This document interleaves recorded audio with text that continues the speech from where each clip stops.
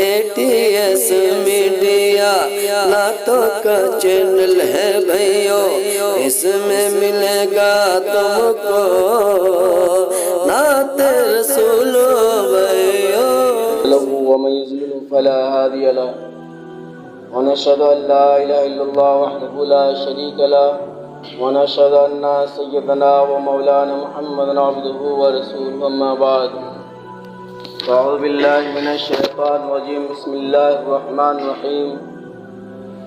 ألم يأن للذين آمنوا أن تخشع قلوبهم بذكر الله وقال النبي صلى الله تعالى عليه وسلم التائب من الذنب كما لا ذنب له أو كما قال عليه الصلاة والسلام۔ برادران محترم، بزرگوں اور عزیز نوجوان ساتھیوں، جو آیت مقدسہ میں نے آپ کے سامنے میں پڑھی ہے، اس میں اللہ تبارک و تعالی ارشاد فرماتے ہیں کہ أَلَمْ يَأْنِ لِلَّذِينَ آمَنُوا، اللہ تبارک و تعالی نے ارشاد فرمایا، جس کا آسان ترجمہ یوں کر دیتا ہوں کہ ایمان والے اپنے آپ کو کب سدھاریں گے، اور لفظی ترجمہ یہ ہے کہ أَلَمْ يَأْنِ لِلَّذِينَ آمَنُوا، کب پسیجے گا ایمان والوں کا دل اللہ کے ذکر سے، کب متوجہ ہوگا ایمان والوں کا دل اللہ کے گھر کی طرف۔ بزرگ اور دوستو، اللہ تبارک و تعالیٰ بے نیاز ہے، اس کو کسی کی عبادت کی حاجت نہیں ہے، ضرورت نہیں ہے، کسی کی نماز کی ضرورت نہیں ہے، مگر اللہ تبارک و تعالیٰ کو ایمان والوں سے اس قدر محبت اور پیار ہے کہ قرآن مقدس کے اندر متعدد جگہوں پر اللہ تبارک و تعالیٰ نے ایمان والوں کو متنبہ کر کے جہنم سے بچایا ہے۔ بزرگ اور دوستو، اگر ایک انسان گناہوں پر جو ہے قائم ہے تو وہ اس گناہ کو ہمیشہ کر رہا ہے، توبہ کرنے کی کوشش نہیں کرتا ہے وہ، اور یہ سوچتا ہے کہ پتہ نہیں ہماری توبہ قبول ہوگی یا نہیں، اس لیے کہ بے شمار گناہ ہم کر چکے ہیں۔ تو چونکہ اس کے دل میں اللہ کا خوف اور ڈر نہیں ہے، اس لیے اس کے لیے نماز کا چھوڑنا آسان ہو جاتا ہے، روزے کا چھوڑنا آسان ہو جاتا ہے، انفاق فی سبیل اللہ بھی آسان ہو جاتا ہے، دوسروں کی جائیداد کو ہڑپنا بھی آسان ہو جاتا ہے، دوسروں پر ظلم ستم کرنا بھی آسان ہو جاتا ہے، تمام برے افعال اور برے کام کو کرنا اس بندے کے لیے سہل اور آسان ہو جاتا ہے، چونکہ اللہ کا خوف اس کے دل کے اندر نہیں ہے۔ حالانکہ بزرگ اور دوستو، ہمیں اپنے اندر تبدیلی لانے کی ضرورت ہے۔ یہ زندگی کے جو چند لمحات اللہ تبارک و تعالیٰ نے ہمیں اور آپ کو مہیا فرما رکھا ہے، یہ کوئی لمبی زندگی نہیں ہے۔ بہت سارے لوگ ہمارے درمیان میں تھے، آج وہ قبروں کے نظر ہو گئے، قبروں میں آرام فرما رہے ہیں، ہمارے درمیان نہیں ہیں، اور ہم جو ہے بڑا بڑا خواب اور لمبی لمبی پلانیں جو ہے بنا رہے ہیں۔ میرے محترم بزرگ اور دوستو، اگر ہم سچی جو ہے توبہ کر لیں، دل کی گہرائیوں سے اگر ہم توبہ کر لیں،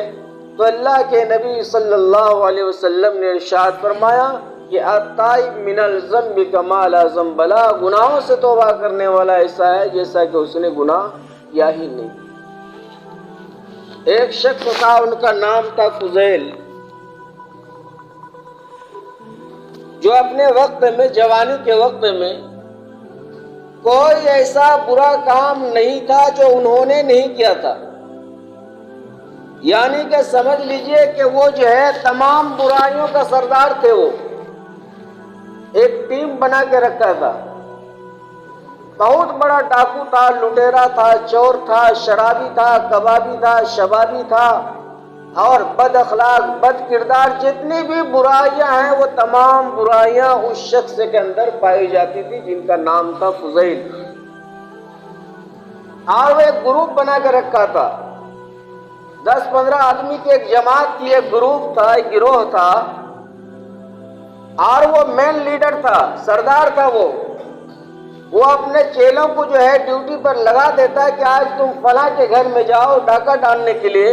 اور تم فلاں کے گھر جاؤ مال چوری کر کے لاؤ، تم فلاں کے یہاں جاؤ اور وہاں سے جو ہے پیسے چرا کر لاؤ، اور تم فلاں کے یہاں پر جا کر راستے میں کھڑا رہو اور وہ فلاں آدمی آ رہا اس سے جو ہے مال ہڑپ کرو، تم فلاں کی زمین جائیداد پر قبضہ کر کے مجھے کاغذات لا کر دو، وغیرہ وغیرہ جو ہے تمام برائیاں وہ کیا کرتا تھا اپنے چیلوں چپاٹوں سے، اس گروہ سے، اس جماعت سے۔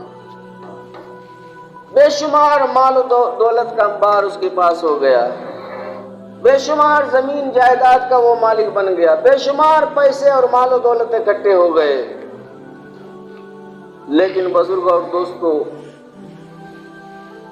جب یہ آیت جو میں نے ابھی تلاوت کی ہے، الم یأن للذین آمنوا ان تخشع قلوبهم بذکر اللہ، جب اس آیت کو کسی نے پڑھا اور یہ آیت اس کے کانوں تک پہنچی، ان لوگ عربی داں تھے، عرب کے رہنے والے تھے، عربی کو سمجھا کرتے ہیں کہ اللہ تعالیٰ کیا فرما رہے ہیں اس میں، تو اسے زور کا جھٹکا لگا اور دل میں بڑی تکلیف ہوئی کہ واقعی میں نے اپنی پوری زندگی جو ہے واہی تباہی میں نے گزار دی، شراب کباب اور شباب میں نے گزار دیا۔ واقعی آنے والی زندگی بہت طویل ہے، اس کی تیاری ضروری ہے، اور یہ جو کچھ میں کر رہا ہوں اس کی سزا بہت خطرناک ہے۔ تو اس وقت یہ ایک بہت بڑا مجمع کے اندر اپنے باغیچے کے اندر جو ہے موجود تھا، لڑکیاں جو ہے ناچ رہی تھی، شباب میں کباب میں سب محو تھا، اور کوئی موسیقی بجا رہا ہے، کوئی ڈھول بجا رہا ہے، کوئی ہارمونیم بجا رہا ہے، اور خوب مست ہے، اور اسی حالت میں یہ آواز اس کے کان میں ٹکرائی۔ فوراً انہوں نے جو ہے اپنے ساتھیوں سے، گروپ کے لوگوں سے کہہ دیا کہ یہ گانا باجا فوراً بند کرو، عورتوں لڑکیوں سے کہہ دیا کہ ناچنا بند کرو اور یہاں سے تم لوگ نکل جاؤ، اس لیے کہ میں نے بہت بڑا جرائم اور کرام کیے، اب ہمیں نہیں کرنا، ہمیں جو ہے اب توبہ کرنا ہے، زندگی کے اندر تبدیلی پیدا کرنی۔ یہ گروپ والے جو لوگ تھے یہ ڈر گئے، گھبرا گئے کہ ہمارے استاد کو کیا ہو گیا، ہمارے سردار کو، صدر کو کیا ہو گیا، یہ اچانک تبدیلی کیسے اس کے اندر آ گئی ہے۔ شراب کا جام ہاتھ میں تھا اسے بھی پھینک دیا، ناچنا گانا جو اس کی زندگی کا ایک اہم حصہ تھا اسے بھی بند کر دیا، اور سبوں سے کہہ دیا یہ تم لوگ یہاں سے نکل جاؤ، اب ہم جو ہے یہ سب پسند نہیں کرتے، ہم توبہ کریں گے اور صحیح راستے پر ہم چلنے کی اب کوشش کریں گے۔ کہا کہ تمہاری مرضی، تم لوگ توبہ کرو یا مت کرو، مگر آج سے یہ سارا کام بند، یہ چوری کرنا، لوٹنا اور ناچنا کودنا، گانا بجانا وغیرہ وغیرہ، یہ سب کچھ آج سے جو ہے میری طرف سے بند ہے، یہاں پر نہیں ہوگا، اور تم لوگ میرے پاس مت آنا۔ توبہ کی اللہ کے دربار میں وہ زاری کیا، گڑ گڑائے، روئے، مگر بزرگ اور دوست اتنا ہی کافی نہیں تھا۔ ہم لوگ تو اتنا ہی کرتے ہیں، اگر کچھ جرم کر لیتے ہیں، اگر کسی کے زمین جائیداد ہڑپ لیتے ہیں، اگر کسی کو گالیاں دے دیتے ہیں، اگر کسی کو ستاتے ہیں، کسی کو مارتے پیٹتے ہیں تو توبہ کر لیتے ہیں۔ یہ توبہ بزرگ اور دوستوں مکمل توبہ نہیں ہے۔ فضیل رحمت اللہ علیہ نے جو ہے کس طرح توبہ کیا، پہلے تو اللہ کے دربار میں اپنے گناہوں سے معافی چاہی، اور پھر پورے علاقے میں اعلان کروا دیا کہ اے لوگوں، میں نے جن جن کا حق تلف کیا ہے، حق تلف کیا ہے، زمین جائیداد لوٹا ہے یا پیسے لوٹے ہیں یا کسی کا مال چھینا ہے،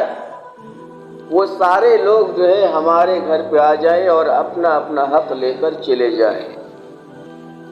مورخین لکھتے ہیں کہ لوگوں کی ایک بڑی فہرست، ایک بڑی لائن لگ گئی اور ایک ایک آدمی آتا گیا اور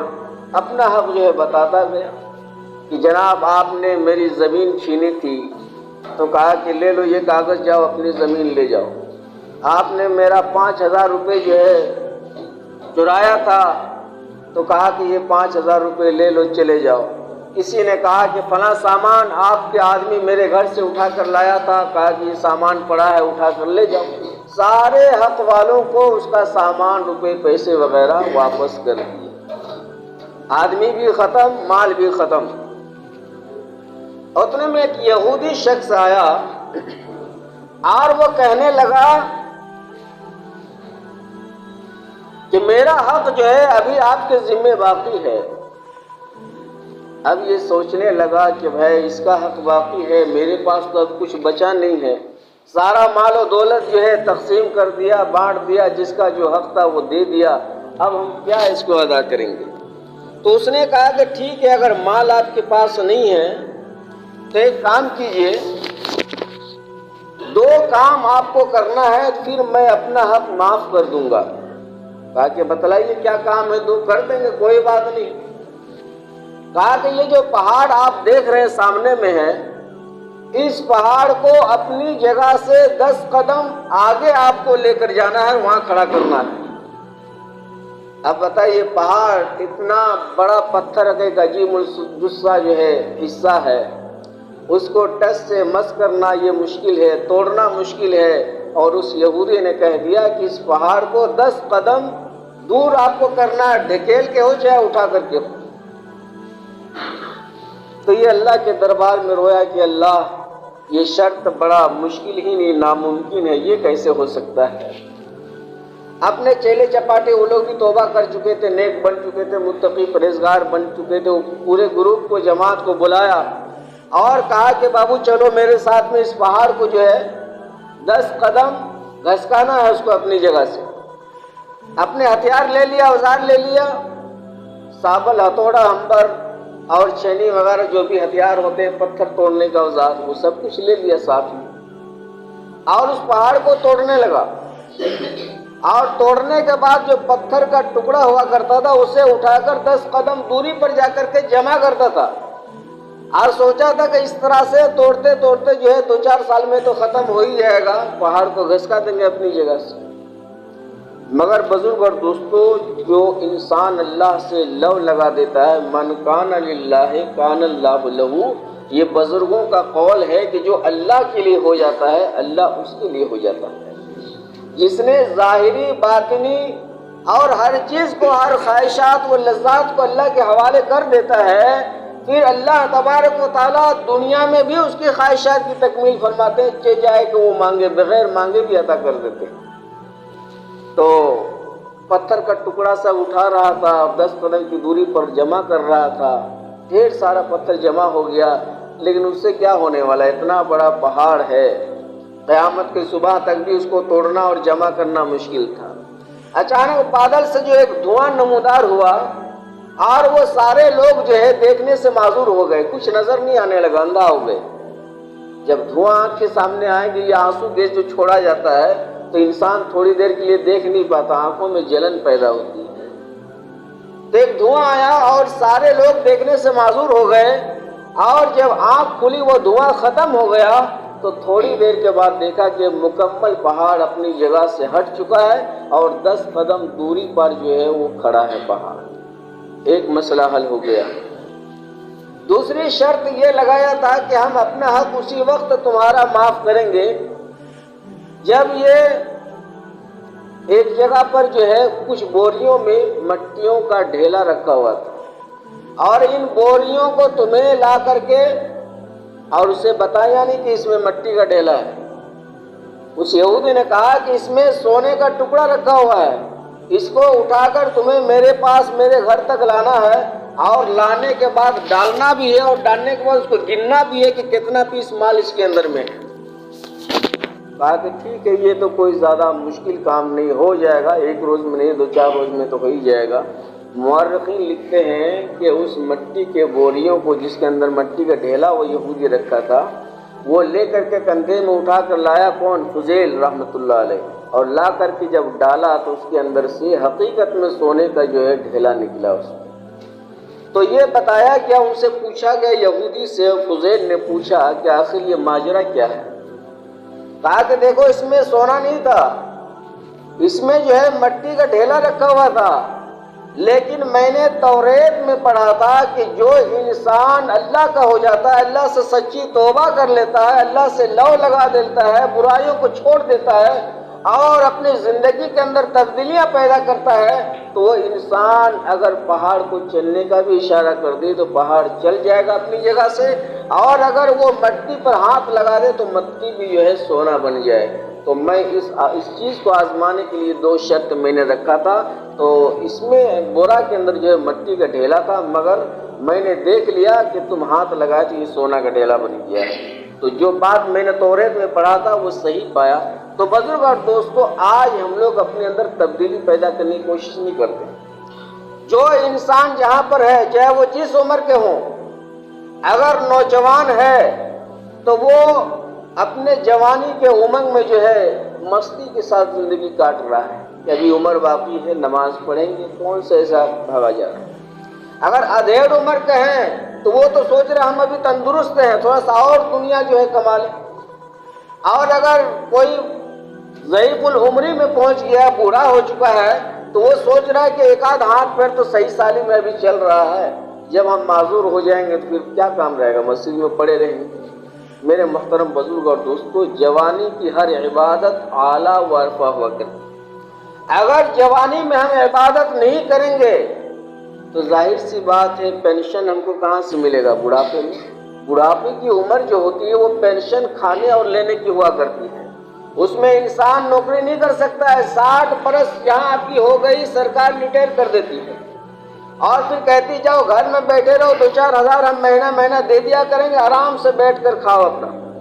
زیادہ کودنے پھاندنے کی ضرورت نہیں، اس لیے کہ تمہارے اندر وہ صلاحیت، وہ طاقت اب نہیں ہے۔ تو بڑھاپا میں ہم لوگ نماز شروع کرتے ہیں، اور جب عبادت کرنے کا وقت جو ہے رہتا ہے، جوانی کا وقت، اس کو ایسے جو ہے واہی تباہی میں کاٹ دیتے ہیں۔ تو ظاہر سی بات ہے بزرگ اور دوستو، اس وقت کی عبادت قبول کیسی ہوگی؟ پاکی ناپاکی کا ہمیں جو ہے احتیاط نہیں رہے گا، ہوش حواس نہیں رہے گا، ہمارا کپڑا صحیح ہے یا نہیں ہے اس کا ہمیں خیال نہیں رہے گا۔